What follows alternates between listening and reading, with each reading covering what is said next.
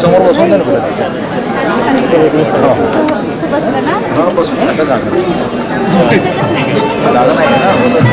तरन्नुम अश्विनी, मैं आपसे गुजारिश करता हूँ कि यहाँ पर आज के प्रमुख वक्ता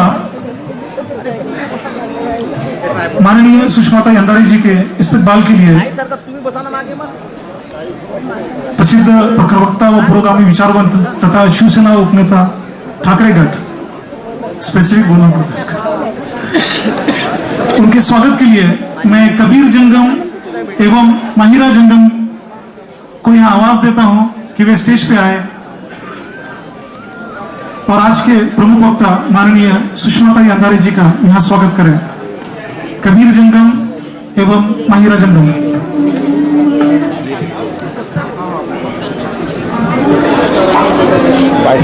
मला सहल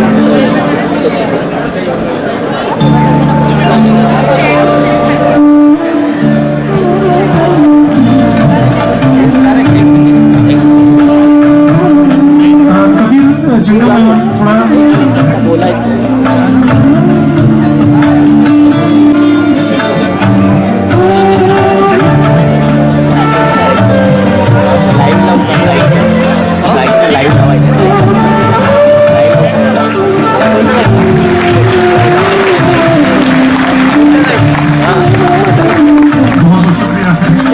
बहुत सुंदर सा दृश्य. बहुत बहुत शुक्रिया. इसके बाद में मैं स्वागत करने के लिए चंद्रपुर शिवसेना के चंद्रपुर के तमाम पदाधिकारियों को एक साथ मंच पे ताई का स्वागत करने के लिए पाचारण करता हूं, आमंत्रित करता हूं, इस तरह उनको आवाज देता हूं. शिवसेना के चंद्रपुर जिले के तमाम पदाधिकारी वे मंच पे ताई का स्वागत करने के लिए यहाँ पर. जी जी जी.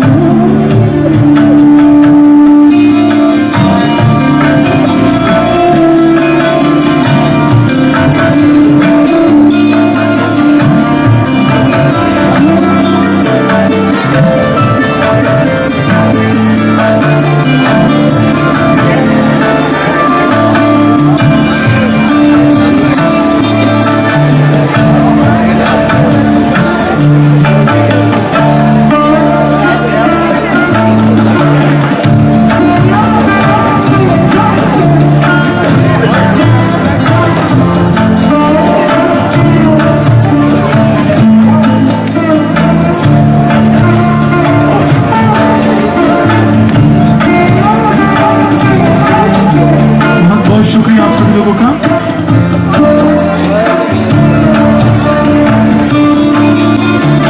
इसके उपरांत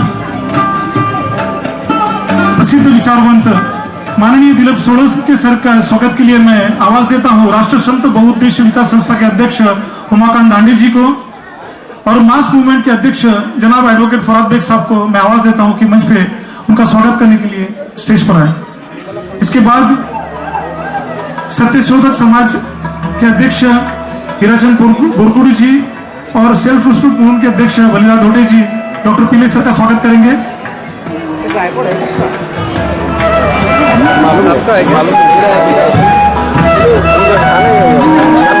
उमाकांत दांडे जी, मैं डॉक्टर एपी पीले सर का स्वागत करने के लिए सत्यशोधक समाज के अध्यक्ष हीराचंद बोरकुड़ी जी एवं सेल्फ रिस्पेक्ट मूवमेंट के अध्यक्ष बलिराज धोटे जी से निवेदन करता हूं कि मंच पर आए.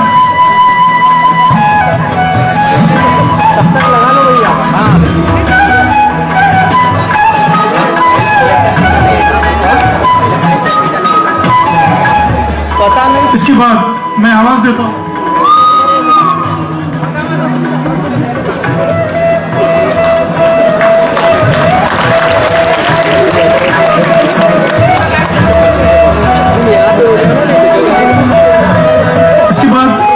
प्रमुख अतिथि माननीय विजय वडेट्टीवार साहब आमदार ब्रह्मपुरी, इनके स्वागत के लिए इकरा एकेडमी चंद्रपुर के अध्यक्ष तरन्नुम मलक शाकिर एवं चंद्रपुर एक्सपोजर के कार्यकारी संपादक अविनाश बलवीर जी से मैं निवेदन करता हूं.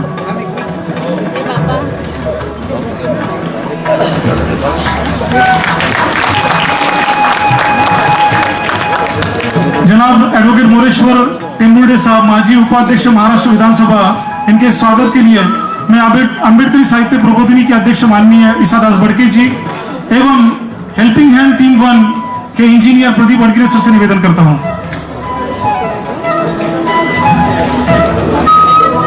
दिन तो इतनी होगी भयानक, देखिएगा अरे यार 3 बार आना जाना लगता है। इसके बाद संदीप गिरी जी का स्वागत के लिए मैं सादिक भाई गाजी एंड सोशल फोरम के अध्यक्ष गुलाम वाजिद साहब और अम्बेडकरी साहित्य संसद के अध्यक्ष पवन भगत से गुजारिश करता हूं कि मंच पर जाए। जल्दी लिखो माननीय संदीप गिरी जी। इसके बाद माननीय राजीव कक्कड़ जी, शहर अध्यक्ष राष्ट्रवादी कांग्रेस, इनके स्वागत के लिए मैं प्रवीण चिचगरे साहब एवं पंकज गावंडी जी से गुजारिश करता हूं कि मंच पे आए। रामू तिवारी साहब, शहर जिला अध्यक्ष कांग्रेस, इनके स्वागत के लिए प्रवीण चिचगरे साहब, पंकज गावंडी जी मंच पे आप आइए। मैं साथ ही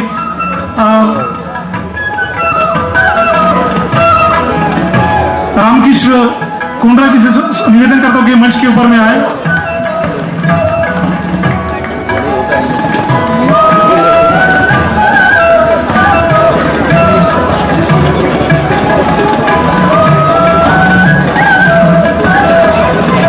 इसके बाद गुलशन पुसी जी, इनका स्वागत के लिए मैं महाकाली डोंगरे और कौसर खान शिफा बौद्ध संस्था, इनके गुजारिश करता हूं कि मंच पे आए। साथ ही सुनील मुसड़े जी, इनके स्वागत के लिए मैं अब्दुल खालिक भाई, इनसे गुजारिश करता हूं कि मंच पे आए।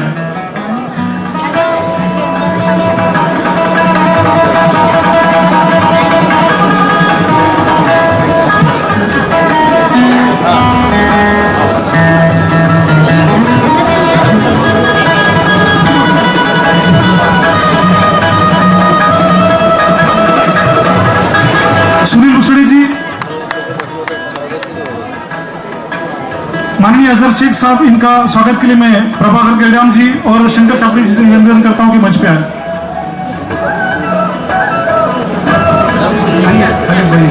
खालिक सर आइए। माननीय पप्पू देशमुख जी के स्वागत के लिए मैं अश्विनी खोबरागड़े और डॉक्टर सिराज खान साहब से निवेदन करता हूं। माननीय राजू झोड़े जी, इनके स्वागत के लिए मैं एडवोकेट विवेक शिंदे एवं दुर्गेश कोडाम और गोपाल सुधारी जी से निवेदन करता हूं। डॉक्टर सजीन बेदे साहब, इनके स्वागत के लिए मैं हार्मोनी कम्युनिटी सर्विस ट्रस्ट के डॉक्टर नियाज खान मैडम और सुल्तान अशरफ अली जी से निवेदन करता हूं।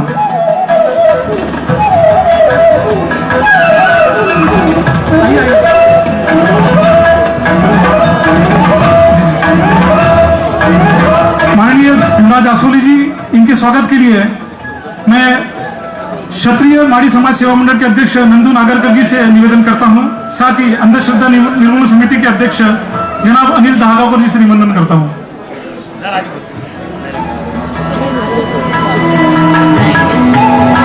अनिल दहागावकर जी,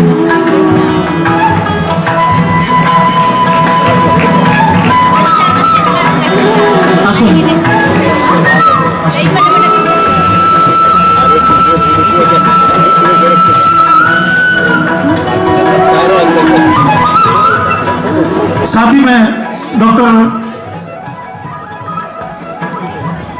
Rakesh Gavpuri sir, doctor Behera madam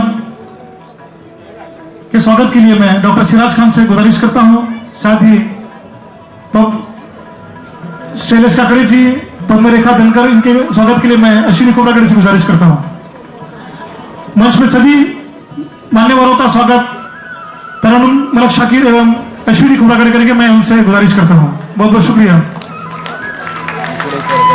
Pappu Deshmukh जी का स्वागत अश्विनी खोबरागड़े के और सभी मान्यवरों का शब्द सुमनों से आज शुरुआत करते हैं हम प्रस्तावना से। और निमेश कुमार जंगम साहब का मैं यहाँ पर मुख्य व्यक्ति, इनके स्वागत के लिए मैं एडवोकेट शंकर सागोरी जी, अश्विनी खोबरागड़े, सुल्तान अशरफ जी, इनसे गुजारिश करता हूं।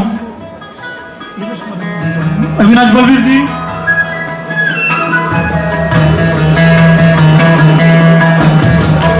तायडे साहब। मैं कार्यक्रम की शुरुआत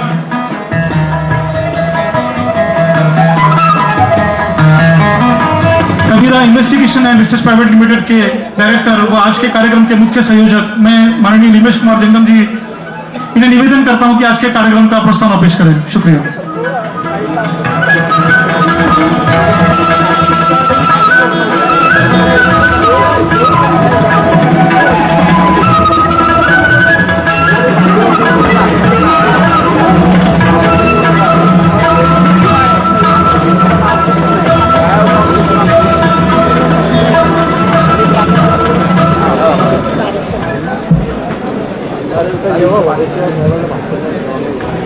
राजमाता जिजाऊ क्रांति ज्योति सावित्रीबाई फुले माँ फातिमा से इनके जयंती के अवसर पर मैं उनको नमन करता हूँ, अभिवादन करता हूँ। मेरे पिता 4 वर्ष पूर्व जिनका देहांत हुआ, उनका आज जन्मदिन है। स्मृति शेष मानिक उर्फ महाकाली जंगम। और आज से 13 दिन पहले मेरी माता का देहांत हुआ। मेरी माता प्रमीला मानिक जंगम, मेरे माता पिता दोनों को मैं नमन करता हूँ। चूंकि मेरे माता पिता ने मुझे वैज्ञानिक दृष्टिकोण, सच बोलने की, तर्क करने की, विचार करने की, पुरोगामी बनने की मुझे संस्कार दिए, मुझे बड़ा किया। मेरे माता पिता को मैं नमन करते हुए ये कहना चाहता हूँ कि आप जैसे तमाम लोगों के जीवन में जो कहानियाँ होगी कि अपने गरीब, अशिक्षित, कम पढ़े लिखे माता पिताओं ने अपना पेट काटकर, एक समय भूखा रहकर अपने बच्चों को पढ़ाया, इस काबिल बनाया कि वो भले ही जीवन में कुछ न कर सके लेकिन एक नेक इंसान बन सके। तो बुलंदियों को छूने के लिए किसी पद की जरूरत नहीं है, मानवीयता की जरूरत है। और ये सबक मुझे मेरे माता पिता ने दिया। उन्होंने भी आपके ही माता पिताओं के तरह संघर्ष झेला, कर्ज ले लेके पढ़ाया और मुझे इस काबिल बनाया। मैं अपने माता पिता को नमन करता हूँ। मंच पर मौजूद सभी मान्यवरों का मैं यहाँ तहे दिल से स्वागत करता हूँ। और मैं आप सभी लोगों का वक्त न जाया करते हुए, चूंकि काफी दूर से मैडम यहाँ आए हैं, मैडम को हम सुनने यहाँ आए हैं और पारंपरिक 13वीं व तत्सम कार्यक्रम का आयोजन न करते हुए जीवन के वास्तववादी और सकारात्मक वैज्ञानिक दृष्टिकोण से समाज प्रगत हो, इस उद्देश्य को लेकर हमने सामाजिक प्रबोधन व्याख्यान व सम्मान समारोह का आयोजन किया है। और इस प्रबोधन का विषय हमने बड़ा प्यारा सा रखा है कि महापुरुषों के सपनों का भारत। फिलहाल वर्तमान समाज में महापुरुषों को लेकर चर्चाएं हो रही है, तो क्यों ना हम अपने विचारकों के, अपने मार्गदर्शकों के विचार सुने जाए कि महापुरुषों ने क्या सपना देखा, उनके सपनों का भारत कैसा था, मतलब उन्होंने क्या अपेक्षा की थी कि भारत कैसा होना चाहिए, तो कैसा है और क्या सपना देखा था, इस पे हमारे मार्गदर्शक आपको अपने विचार तो रखेंगे ही। उस विचारों को देखते हुए हमने इस विषय की संरचना की है, जिसमें हमने संवैधानिक मूल्य और अभिव्यक्ति आजादी की मौजूदा परिस्थिति, मौजूदा हालात पे हमने इस विषय पे आज ये व्याख्यान यहाँ रखा है। और तमाम मुझे लगता है कि शायद ये पहला ऐसा मौका है सामाजिक कार्यक्रम का कि जिसमें 32 संगठनों ने इस कार्यक्रम को अपनी सहमति दिखाई है। हालांकि एक नजर से ये आपको लगेगा कि व्यक्तिगत कार्यक्रम है, लेकिन आप उस व्यक्तिगत कार्यक्रम के उस पार्ट को भुला दीजिए।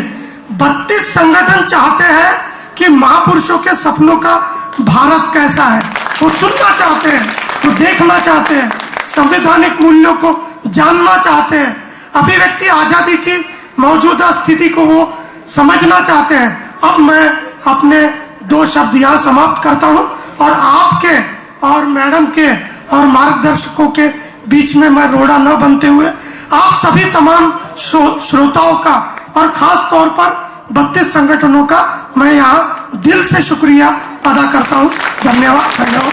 बहुत बहुत शुक्रिया, बहुत बहुत शानदार। इसके बाद मैं कार्यक्रम को आगे बढ़ाते हुए यहाँ पर आज के कार्यक्रम में सत्कार, the path which we have chosen is rather tough. May we have to sketch our life on rough. Alone we are, tired we are, but hope is there. We will find our way. Hurdles of our path will be put to sway. Dedication of our will surely shine. Hard work of ours will be a shrine. Just have faith in His judgment, and you will have both earth and heaven for enjoyment. Thank you very much. इसके बाद मैं Dilip Sodanke sir से गुजारिश करता हूँ कि वे अपने मनोगत यहाँ पर व्याख्या प्रस्तुत करें। धन्यवाद।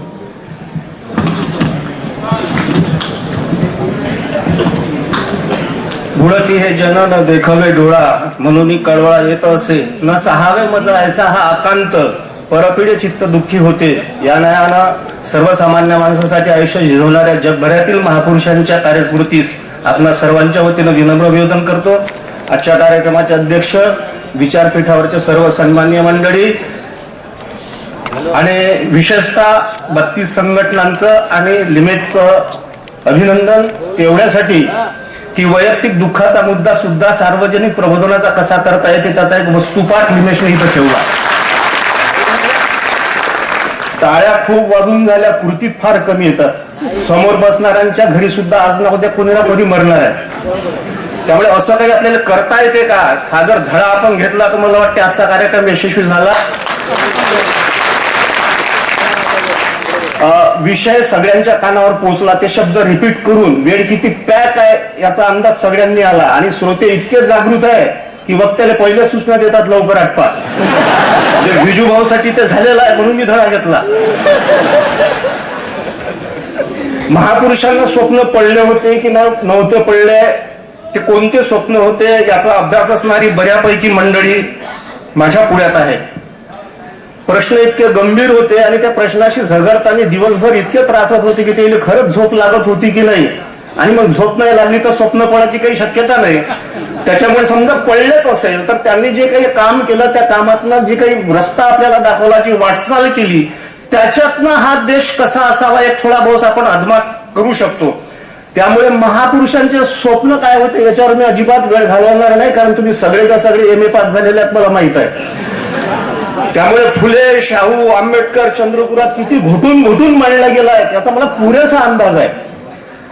मला सुरुवात अशी करायची आहे की संविधान हा शब्द याच्यामध्ये आला आणि मग सगळ्यांना भ्रमातून बाहेर काढायचा आहे। या देशात संविधान शिल्लक आहे असा जर समज तुमचा असेल तर त्याच्या बाहेर या। ते संपलं, ते फक्त पुस्तकाच्या रूपात अलमारीत शिल्लक आहे। समजा संविधान जर शिल्लक असतं आणि संविधानातल्या तंतोतंत तरतुदी लागू केल्या असत्या तर या देशातले अर्धे राजकारणी जेलात भेटले असते, या देशातले अर्धे ब्युरोक्रॅट्स जेलात भेटले असते आणि या देशातल्या सगळ्या क्षेत्रातले अप्रामाणिक माणसं जेलात भेटले असते। ते संविधान फक्त शोकेसमध्ये सध्या आहे, एवढा फक्त त्याचा अर्थ लक्षात ठेवा।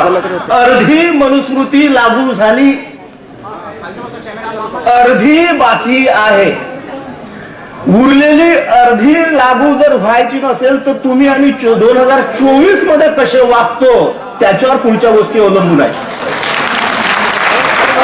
सगळे राजकीय पक्षांनी 24च्या आधी एका सतरंजीवर बसले तर बरं, नाही तर दुसरी सतरंजी जेलात टाकलीच आहे. आमदाराचा आर्थिक व्यवहार आणि शाळेतल्या खिचडीच्या गुरुजीचा चार्ज सारखा आहे. आमदारानं कितीही अकाउंटंट ठेवला तरी कोणती सादर कुठं अटकल सांगताच येत नाही, आणि खिचडीचा चार्ज किती हिशोब दिला तरी साला रिकाम्या पोटाचा हिशोबच लागत नाही. त्याच्यामुळे ईडी आणि सीडी तिथे आहेच, तयार आहेत.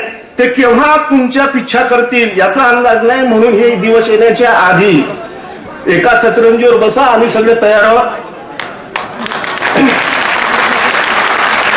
संविधानिक मूल्यांच्या बाबत बोलत असताना काँग्रेसचं सरकार होतं त्यावेळेस या देशात कार्यक्रमामध्ये शेर शायरी होत होती. इससे तो बेहतर अंग्रेजों का रास्ता, इससे तो बेहतर. काँग्रेसचं सरकार होतं तेव्हा या देशातले लोक शेर शायरी करत होते. इससे तो बेहतर अंग्रेजों का रास्ता, हो सितम कितने भी अनाज तो सस्ता था. मी आज ट्रेन मध्ये येताना याच दुसरी आवृत्ती ऐकली. आता असे बोलायला लागले, इससे तो बेहतर कांग्रेस का रास्ता, इससे तो बेहतर कांग्रेस का रास्ता, हो गड़बड़ कितनी भी सिलेंडर तो सस्ता था.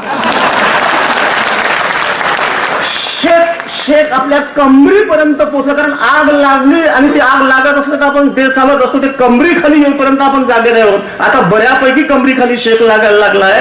पुढच्या 24 मध्ये काय होते त्याचा अंदाज आपण घेऊ आणि पुढची वाटचाल करू. महत्वाचा मुद्दा असा आहे की संविधानिक मूल्यांवर अटॅक होण्याची ही आताच्याच काळातली नाही आहे. मी सगळ्यांना इतिहासात घेऊन जातो. राजीव गांधींना तंत्रज्ञानाचं उत्तम भान होतं आणि प्रत्येकाच्या मोबाईल खिशात जो आहे, आजकाल तर लोकांना संडासही होत नाही मोबाईल असल्याशिवाय, तो जवळच पाहिजे. हा जो मोबाईल तुमच्यापर्यंत पोहोचवला त्याच्यात सगळ्यात मोठं योगदान जर कोणाचं असेल ते राजीव गांधीचं होतं. राजीव गांधीने टीव्ही आणला. राजीव गांधीच्या अंतर्गत सेक्रेटरीमध्ये बिचारे कोण होते डिझाईन करणार माहित नाही. त्या टीव्हीचा सुंदर तंत्रज्ञानाचा वापर करून महाभारत आणि रामायण सिरियल आली. सायकोलॉजी भेदेसर आहेत, नाही समजत उद्या दवाखान्यात जाऊन त्यांनी विचारून घेता मी काय शब्द वापरतो. या टीव्हीचा सुंदर वापर करून रामायण आणि महाभारत या सिरियल आल्या. हे जरा नीट समजून घ्यायचं झालं, हे झाल्याशिवाय आपल्याला पुढे जाता येत नाही. रामायण आणि महाभारत सिरियलच्या निमित्तानं छान इनपुट केलं आणि 6 डिसेंबर 1992 ला आउटपुट घेतलं. 6 डिसेंबर 1992 ला बाबरी मस्जिद शहीद झाली. हा संविधानावरचा पहिला हल्ला होता. त्यावेळेस आम्ही बेसावध होतो. राजीव गांधीनं जी टीव्ही आणली होती, महाभारत सिरियल आली, सगळ्याच्या सगळं लागू झालं. महाभारत आणि रामायण हे सगळेच्या सगळे इतिहास ग्रंथ नाहीत, हे पुराण ग्रंथ आहेत, महाकाव्य आहेत, सगळ्या संस्थांचे अहवाल होते. ती सगळी सिरियल जशीच्या तशी आली आणि त्याच्यानंतर टिपू सुलतान ही सिरियल आली होती. वादन सुरू झालं. टिपू सुलतान इंग्रजांसोबत लढला होता. तो अशी तलवार करून लढला का अशी तलवार करून लढला माहित नाही, पण तो एक दिवस इंग्रजांसोबत लढण्याचा इतिहास होता.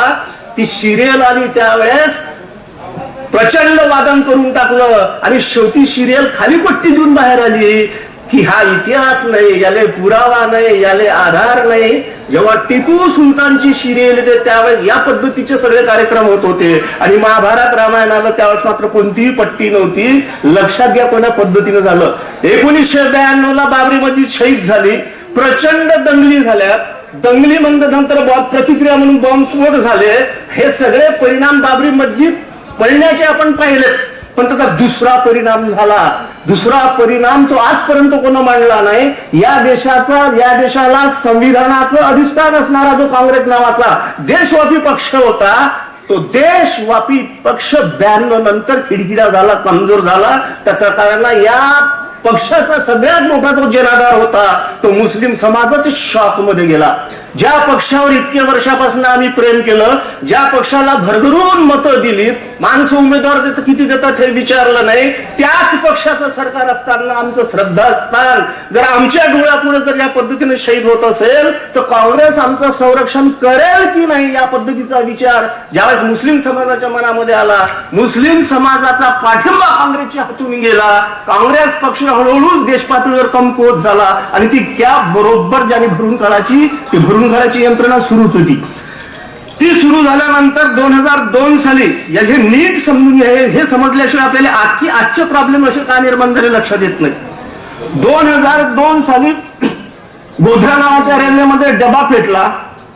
या देशातलं नाही जगातलं तंत्रज्ञान वाढलं, इन्व्हेस्टिगेशन एजन्सी इतक्या मोठ्या आहेत, पण त्याचं उत्तर अजून सापडलं नाही. डबा आतून पेटला होता का बाहेरून पेटला होता. म्हणजे आम्ही इतकी प्रगती केली, पण डबा कोणा पेटवला होता तो अजूनही त्याचे उत्तर निघाले नाहीत. त्याच्यानंतर माणसं त्या डब्यामध्ये जे मेले होते त्याची शवयात्रा काढली.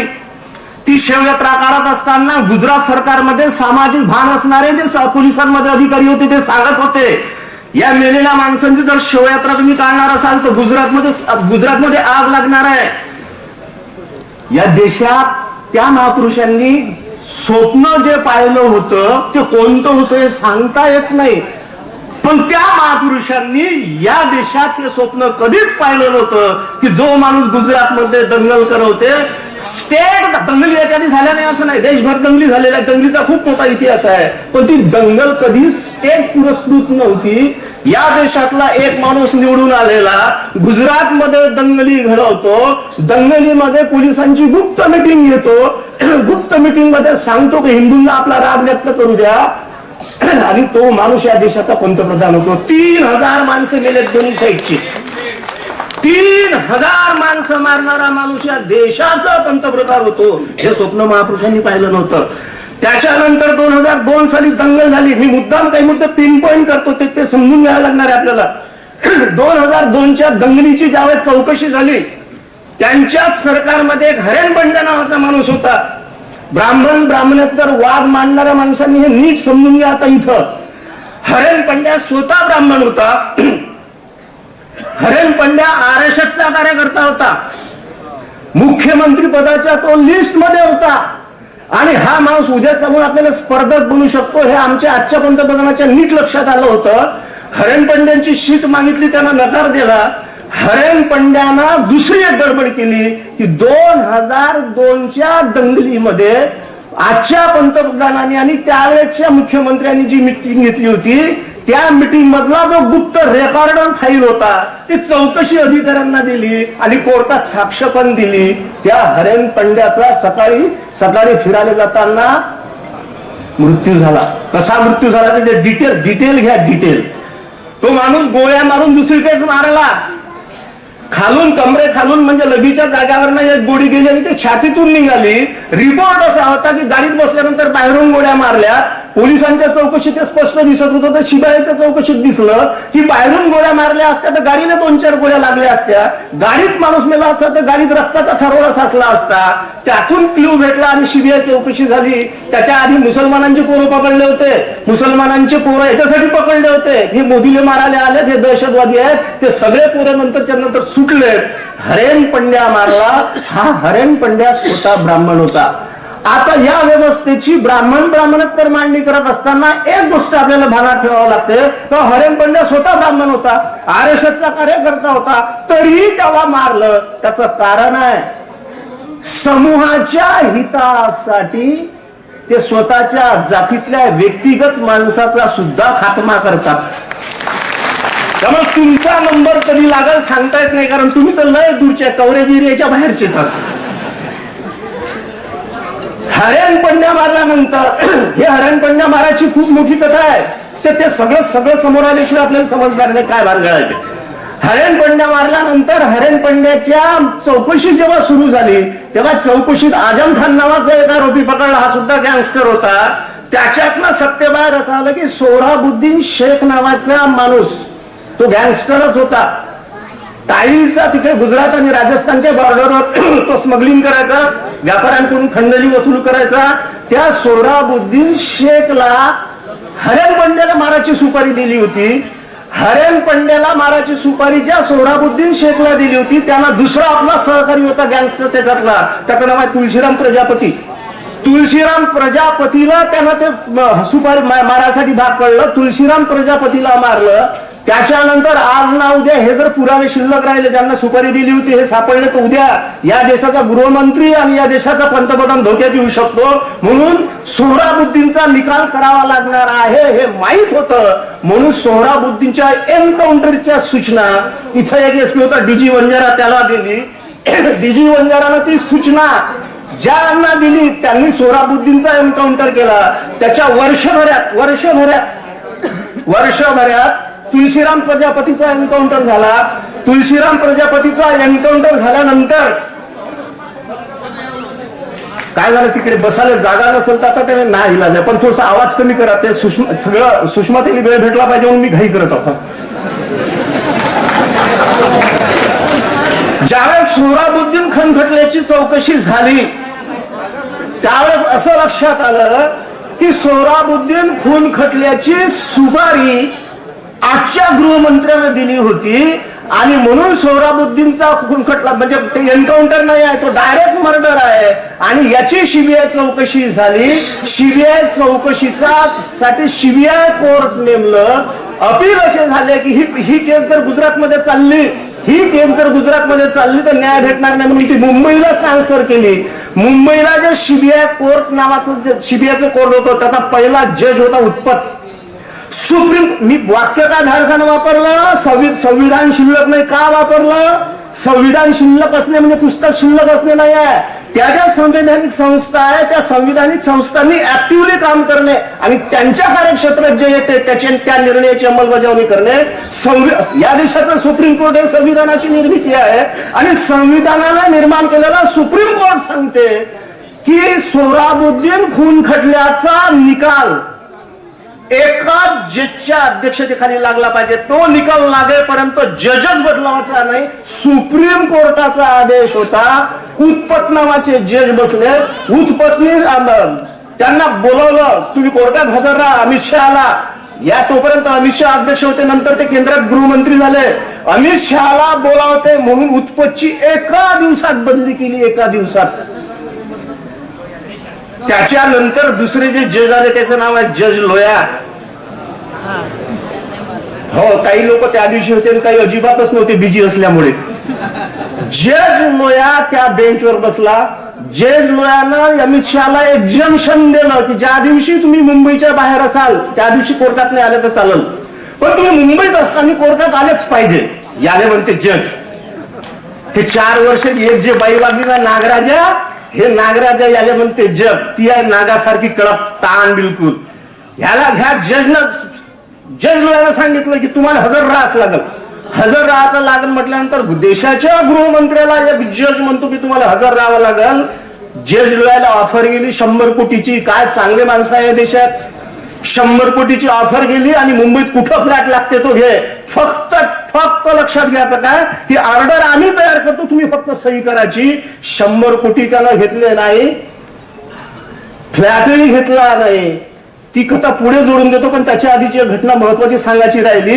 जशी हरेन पंड्यानं साक्षी दिली होती तसा गुजरात मधला एक अधिकारी होते, त्याचं नाव होतं संजय भट.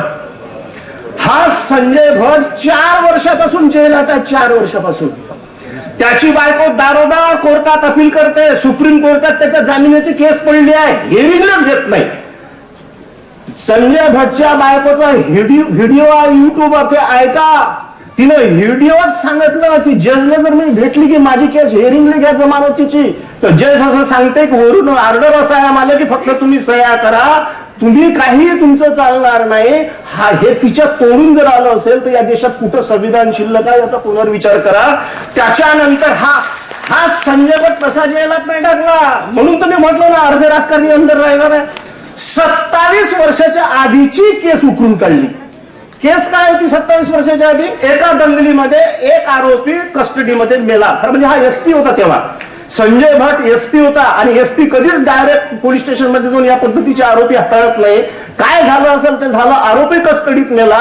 ती केस रचली होती, त्याची चौकशी झाली आणि या केसमध्ये अर्थ नाही हे गुजरात सरकारनं सांगितलं होतं. फाईल बंद झाली होती, बंद केली होती. ती 27 वर्षाच्या आधीची फाईल काढली. त्याच्याच संजीव भटला आरोपी बनवलं आणि त्याला जन्मठेपेची शिक्षा झाली. तो आतमध्ये 4 वर्षापासून IAS असणारा अधिकारी संजीव भट, स्वतः जातीनं ब्राह्मण असणारा संजीव भट, पण तो विरोधात गेला म्हणून त्याला जेलात टाकलं. लक्षात तोच मुद्दा घ्या, संजीव भट ब्राह्मण आहे म्हणून दया दाखवली नाही. समूह हिताच्या विरोधात कोणी गेला तरी त्याची जागा तिकडेच असेल. त्या पद्धतीनं संजीव भट अंदर टाकला.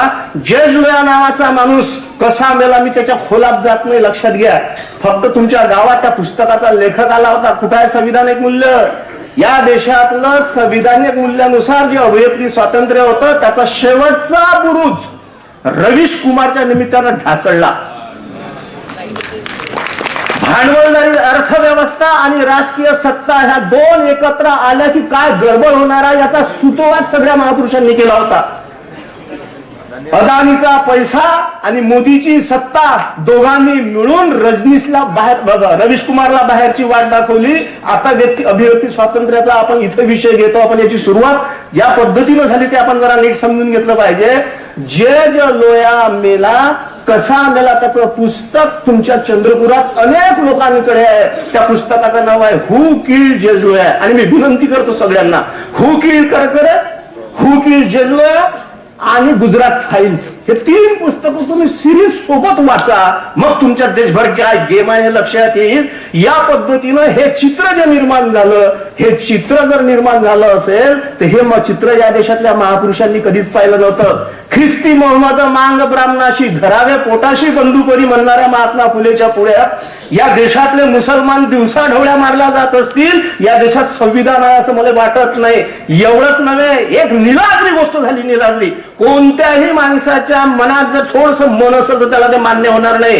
गुजरात दंगलीमध्ये बिल्किस बानू नावाची बाई, तिच्या घरातले 14 मारले. 14 मारल्यानंतर त्यात तिचं 3.5 वर्षाची पोरगी होती. त्या 14 आरोपींनी ते भीतीवर डोकं आपटू मारली. काय हैवानियत असते लक्षात घ्यायचं. हे सगळे जे आरोपी, त्याच्यानंतर बिल्किस बानूवर बलात्कार केला आणि बिल्किस बानूवर बलात्कार केल्यानंतर ही केस चालली खालच्या कोर्टात, हायकोर्टात आणि सुप्रीम कोर्टात. 3 कोर्टात गुन्हा सिद्ध झाला होता. गुजरात सरकारनं केंद्र सरकारने मिळून सगळेच्या सगळे आरोपी सोडले. बलात्कार करणार या देशात 2 गंभीर गुन्हे आहेत, खून आणि बलात्कार. बलात्काराचा आरोपी ज्यांच्यावर शिक्कामोर्तब झालं ते खुनी आहेत, हे 3 कोर्टात सिद्ध झालं. सरकार निलाजरेपणे त्यांना बाहेर सोडते, मोकळं सोडते. आणि अति सुसंस्कृत म्हणणारं श्रीमंत असणारं गुजरात मधले लोक त्याचे स्वागत करतात, पेढे खाऊ घालतात.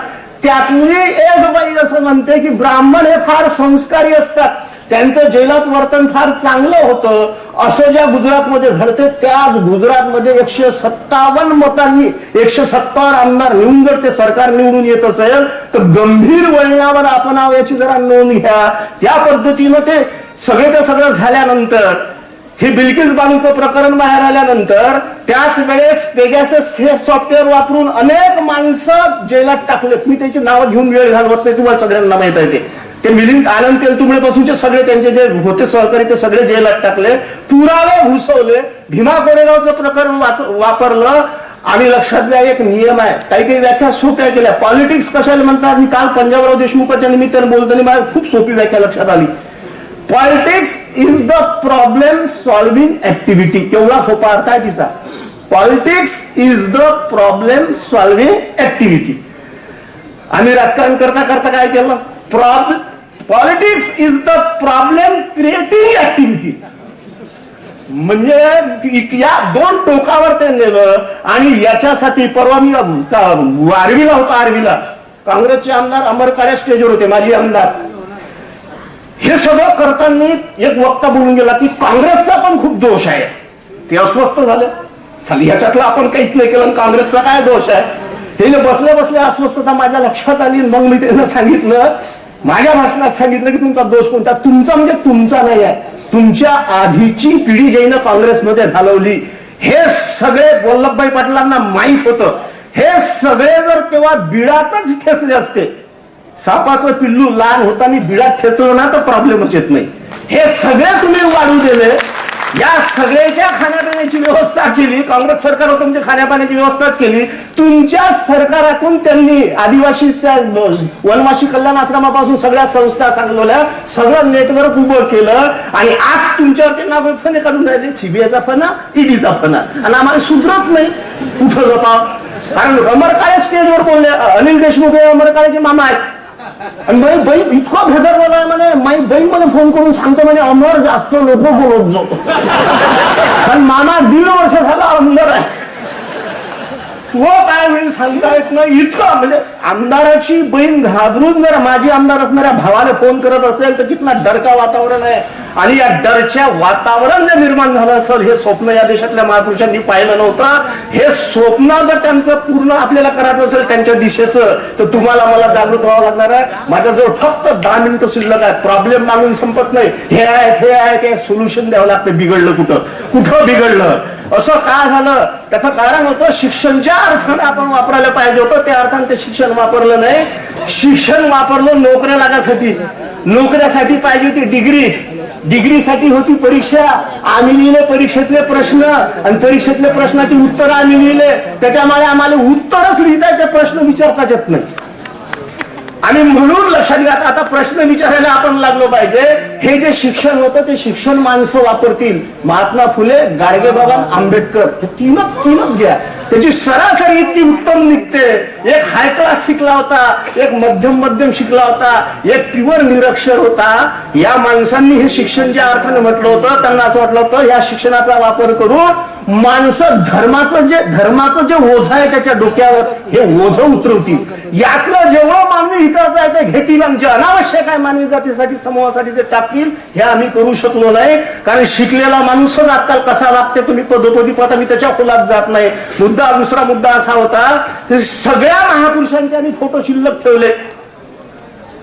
आणि मी तुम्हाला प्रयोग सांगतो. मी बोलतो त्याला मला पुरावा द्यावा लागते, कारण मी वैज्ञानिक क्षेत्रात काम करणारा माणूस आहे. मला पुरावा द्यावाच लागतो. सगळ्या जणांनी जर मी म्हणतो ते पटवून घ्यायचं असेल तर एक दिवस महाराष्ट्रातले सगळे पुतळे जमा करा आणि चंद्रपूरच्या मैदानात जमा करा. सगळे महाराष्ट्रातले पुतळे जमा केल्यानंतर पुतळे मोजा. तुम्हाला लक्षात येईल पुतळे भरतील. गांधीचे जास्त, महात्मा फुलेचे जास्त, आंबेडकरचे जास्त. हा पुतळे. आणि तुम्हाला कोपऱ्यात दबून एखादा हेडगेवारचा पुतळा सापडल, गोळवलकरचा पुतळा सापडल. आणि त्याचे पुतळेच सापडत नाही. ते दिल्लीपासून दिल्लीपर्यंत पकड निर्माण करतात. आणि आम्ही साला पुतळ्याचा एवढं वातावरण तयार केलं. आमचा माणूस सरपंच होईल की नाही, झाला तर 5 वर्ष टिकल का नाही गॅरंटी नाही. हे जर वातावरण निर्माण झालं तर चूक आपली आहे. आपण नागरिक म्हणून चुकलो. आपण या महापुरुषांचे वारसदार म्हणून चुकलो. कारण महापुरुष आम्ही जिवंत ठेवले फक्त जयंती आणि पुण्यतिथीपर्यंत. आम्हाला असं वाटतं बघ बाबासाहेब 14 एप्रिल 6 डिसेंबर जयंती आणि पुण्यतिथी आणि बॅग आणि मिरवणूक आणि धून नाचते. ज्याला नाचता येते थोडी नाचते, ज्याला नाचता येत नाही दुसऱ्याच्या पायात पाय टाकून पाडते थोडी नाचते. काही शुद्धीत नाचते, काही जण शुद्धीत नाचणं होतं पिऊन नाचते. आणि काय जयंती केली घरी जाऊन झोपते, पुढच्या 12 नंतरच फोटो काढते. मग तो फोटो हार टाकते. लक्षात घ्या, याच्यात पुतळे जिवंत राहिले, फोटो जिवंत राहिले आणि माणसांचे विचार संपले. म्हणून हा विचारांचा यज्ञ तुम्हाला पेटावा लागणार आहे. सुतोवाद सगळ्यांनी दिला होता. बाबासाहेबांनी स्पष्ट सूचना दिल्या होत्या की प्रत्येक माणसाला समान प्रतिष्ठेचे मूल्य अर्पित करणारी आमचं संविधान म्हणजे राज्यघटना आणि प्रत्येक माणसाला जन्मानुसार विषमता शिकवणारी धर्मग्रंथ. ह्या 2 परस्पर बाबी एका देशात एकत्र नांदू शकत नाही. कोणीतरी एकमेकाला हुसकावतील. आणि बाबासाहेबांचा आशावाद असा होता. काय परिस्थिती होती लक्षात घ्या. 1951 पहिलं इलेक्शन झालं. पंडित जवाहरलाल नेहरू पंतप्रधान होते. 1947 15 ऑगस्ट 1947 देश स्वतंत्र झाला. आणि 28 ऑगस्टला पंतप्रधान नेहरू डॉक्टर राजेंद्र प्रसादांना पत्र पाठवतात. पत्र पाठवून सांगतात की आपल्याला इलेक्शन घ्यायचं आहे. इलेक्शन घ्यायसाठी 3 माणसं डॉक्टर बाबासाहेब आंबेडकर, पंडित जवाहरलाल नेहरू, BN राव नावाचे एक सेक्रेटरी होते, डॉक्टर राजेंद्र प्रसाद. संविधान अंमलात यायचं होतं, संविधान निर्माणच झालं नव्हतं. हा देशाचा इतिहास असा आहे की बाबासाहेबांमुळे पहिल्यांदा या देशातले माणसं मतदार झाले आणि त्याच्यानंतर नागरिक झाले. 200 वर्ष बायांना मतदानाचा अधिकार ज्या देशामध्ये नव्हता त्या देशातल्या बायांना एका लेखणीच्या फटकारात मतदानाचा अधिकार निघाला. एका माणसाच्या मताला एकच मूल्य. आज अंबानीच्या एका मताला जर 10 लाख किंमत असती, 10 लाख मूल्यांची किंमत असती तर काय हाल झाली असती. बाबासाहेबांनी खाली उतरवले, एका झटक्यात सगळ्यांना एक मत आणि एकच किंमत. आणि आम्ही इतके हलकट निघालो का 100 ग्रॅम दारूसाठी 500 रुपयासाठी मत विकतो. जोपर्यंत 100 ग्रॅम दारूसाठी आम्ही 500 रुपये घेणारे मत देणारे मतदार आहेत तोपर्यंत हरामखोऱ्या करून पैसे कमावणारे राजकारणी आहेत.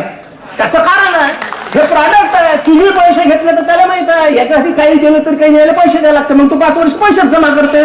तो हलकटपणा जर त्यांच्यामध्ये आणला असेल तर त्याला आपण मतदार म्हणून जबाबदार आहोत. आपण सुधारलो पाहिजे. शेवटचा मुद्दा या ठिकाणी सांगतो का सुतवाच लक्षात घ्या. काय चुकलं?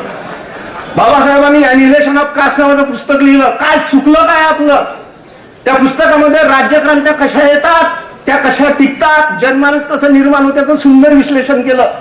बाबासाहेब असं म्हणतात, ज्या देशामध्ये राज्यक्रांत्या निर्माण झाल्या त्या आपोआप नाही झाल्या. त्या देशातल्या माणसांनी त्या देशातल्या लोकांचं सामाजिक प्रबोधन केलं. सामाजिक प्रबोधन याचा अर्थ होते की माझं घर माझं वावर करता करता शनिवाऱ्या रविवाऱ्या सुटीच्या दिवशी कोणता तरी विचार सांगणाऱ्या चळवळीत स्वतःला गुंतून गेले, योगदान देणे. तसं नसून होतं 500 रुपये वर्गणी देणे. कार्यक्रम येणारा माणूस 500 रुपये वर्गणी मागायला गेला ना तर त्याला 3 चक्रा मारा लागते. शेवटी मग त्याची बायको 100 रुपये काढून देते. इतकं विचित्र आपल्या वातावरण आपल्या इथं आहे. बाबासाहेबांनी जे सांगितलं ते प्रबोधन करावं लागते. ते प्रबोधन असं होतं की मार्टिन ल्युथर किंग युरोपियन राज्यक्रांत्या का निर्माण झाल्यात आणि टिकल्यात. मार्टिन ल्युथर किंग हा प्रोटेस्टंट पंथ स्थापन केला. कॅथोलिक धर्माच्या कॅथोलिक पंथातून बाहेर आला. त्यानं सामाजिक प्रबोधन केलं. त्याच्या आधारावर युरोपियन राज्यक्रांत्या निर्माण झाल्यात. मोहम्मद पैगंबराच्या सामाजिक प्रबोधनावर मुस्लिम राज्यक्रांत्या निर्माण झाल्या आणि त्या टिकल्यात. गुरु नानकाच्या सामाजिक प्रबोधनावर शिखांचं राज्य निर्माण झालं आणि ते टिकलं. गौतम बुद्धाच्या सामाजिक प्रबोधनावर चंद्रगुप्त मौर्यांचं राज्य निर्माण झालं आणि टिकलं. आणि धुरंधराच्या काळापासून पुढे मग ते खतम झालं. आणि बाबासाहेब सांगतात की महाराष्ट्रात संतांनी सामाजिक प्रबोधन केलं आणि त्याच्या आधारावर शिवाजीचं राज्य निर्माण झालं. आणि अत्यंत आधुनिक जीवन पद्धती, दोष सगळ्याच जीवन पद्धतीमध्ये आहे. अत्यंत आधुनिक आणि सुंदर माणसाला केंद्रस्थानी ठेवून जी लोकशाही निर्माण केली, बाबासाहेबांनी जी लोकशाही आपल्या हातात दिली, ती लोकशाही टिकण्यासाठी जो सामाजिक प्रबोधन हा समाज एक जिनिशी व्हायला पाहिजे होता तो आपण करू शकलो नाही. आपण इलेक्शन आलं रे आलं का कोणत्या झेंड्याचा माणूस आहे, कोणत्या जातीचा माणूस आहे, बरं तेली आहे काय, हो ना तेली आहे ना, काय तेलीने भरता आलो होतो आमचाच होय म्हणे मोदी. मी चंद्रपुरात होतो तेव्हा जिल्ह्यात होतो. जाण्यात आले आपण करायला लागला होता. बरं ओबीसीवर माहीत झालं होतं त्याच्यात आमचा तेली होय एवढं भरता आलं होतं. आता तुमचा ओबीसी माणूस ओबीसीची जनगणना करत नाही त्याला प्रश्न विचारा ना. जातीचा असून काय कामाचं आहे. त्याच्यानंतर लक्षात ठेवा, त्याच्यानंतर आमच्या नेत्याच्या खालची दुसरी फळी आहे. जमलं तिकीट तर भेटलं, नाही भेटलं ना तर मग तो मांडवल्या करते. ह्या इथून एवढा पट्टा भाऊ आपलाच आहे म्हणते. हे सगळं आपलंच आहे पण त्याची सोय करायला लागते. मग तो काही 10 लाख रुपये घेऊन बसते. हे चादळले धंदे, याने विदर्भात चादळले म्हणतात. हे चादळले धंदे जनता म्हणून आपण जोपर्यंत थांबू शकत नाही तोपर्यंत हे चित्र बदलणार नाही. महापुरुषांचे स्वप्न साकार होणार नाही. आणि हे करण्यासाठी फक्त एकच करा. तुम्ही शाबूत राहिले पाहिजे ना. तुम्हाला जर रोगानं पछडला आणि कोरोनात नंबर लागला असता आपण आलो असतो का इथं. मग तुम्ही चांगले राहण्यासाठी फक्त एकच करा, तुम्ही फक्त हसत राहा.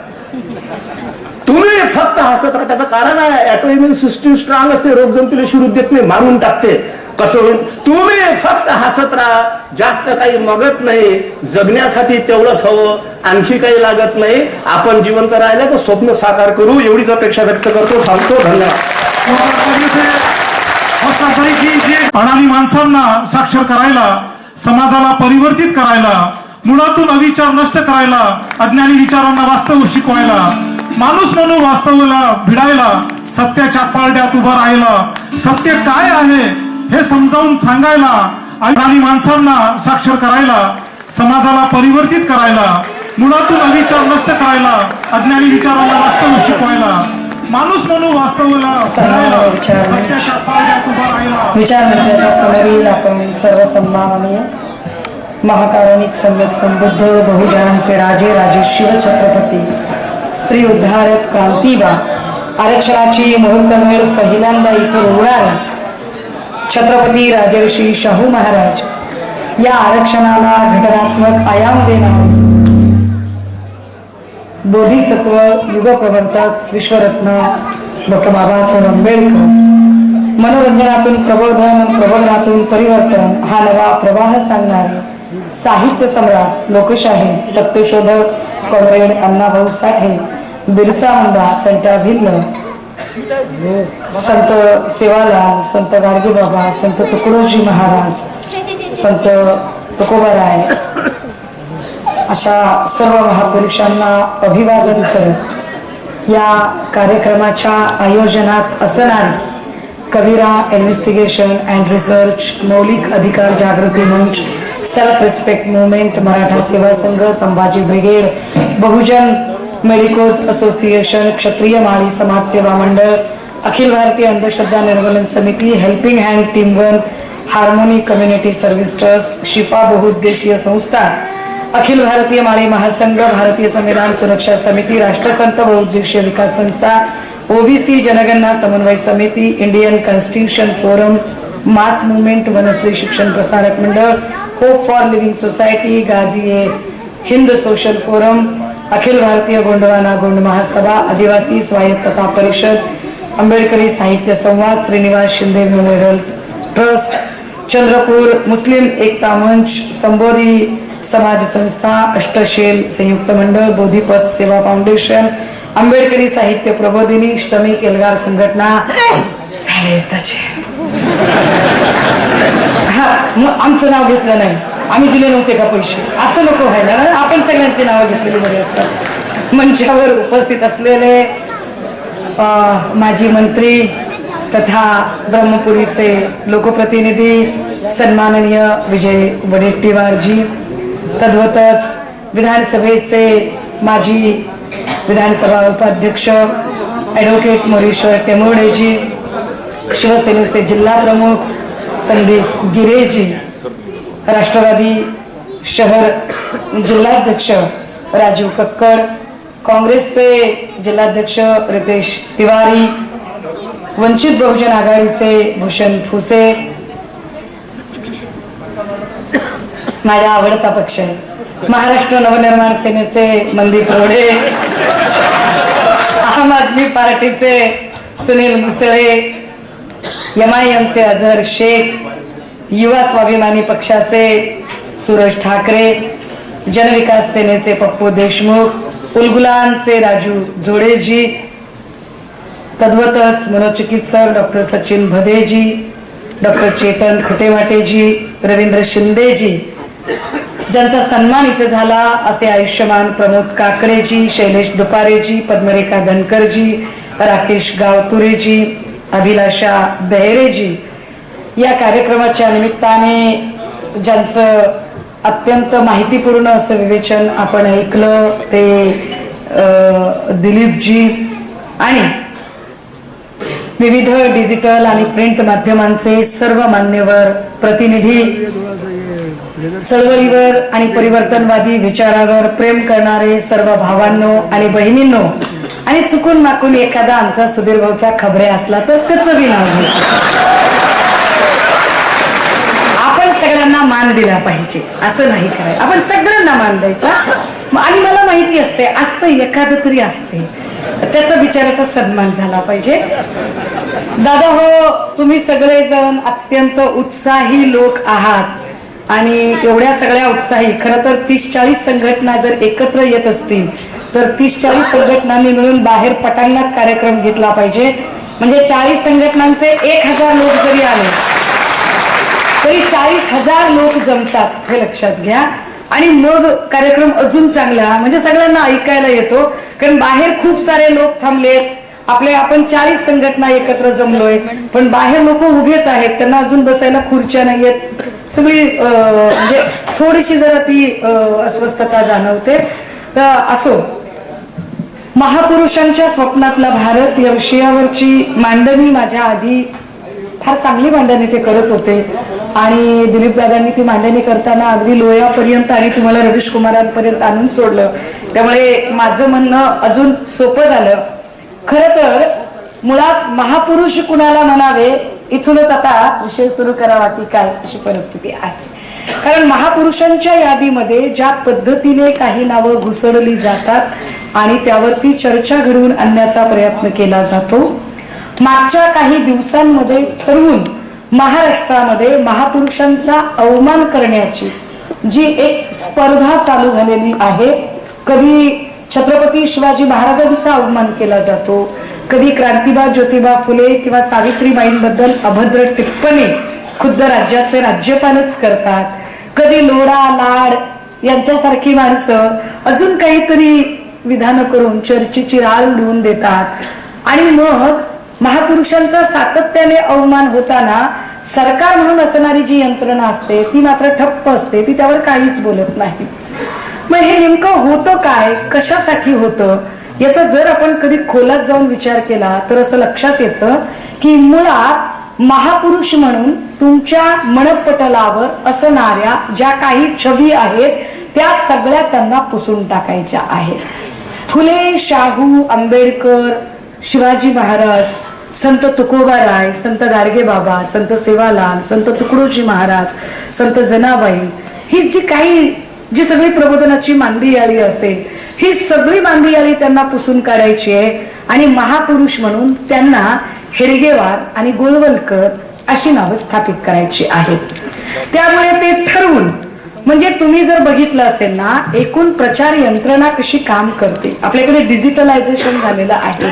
मोडस ऑपरेंडसी जर आपण समजून घेतली तर आधी ते असलेलं मॉडेल डॅमेज करतात, मग डॅमेज केल्यानंतर काही होप्स दाखवतात आणि त्यानंतर एक ऍक्शन प्लॅन देतात. उदाहरणार्थ बघा, त्यांनी आधी डॅमेज करण्यासाठी म्हटलं बहुत हो चुकी ये अत्याचार, ये अन्याय, ये मार बहुत हो चुकी, अब नहीं सहेंगे. डॅमेज केलं त्यांनी. आणि हे डॅमेज करण्यासाठी गेली 10-15 वर्ष जसं दिलीप दादांनी वगैरे सांगितलं. वडेट्टीवार साहेब फार कमी बोलले, ते जास्त बोलतील असं अपेक्षित होतं मला. तर त्यांनी ठरवून इथला जो सरकार दरबारी असणारा ताकदवर असणारा जो काही राजकीय पक्ष होता त्याला आधी डॅमेज करणं सुरू केलं की हे कसं वाईट आहे, हे कसं वाईट आहे, महागाई आहे, महिला अत्याचार आहे, हे आहे, ते आहे, असं करून त्यांनी डॅमेज केलं. बहुत हो चुकी अत्याचार.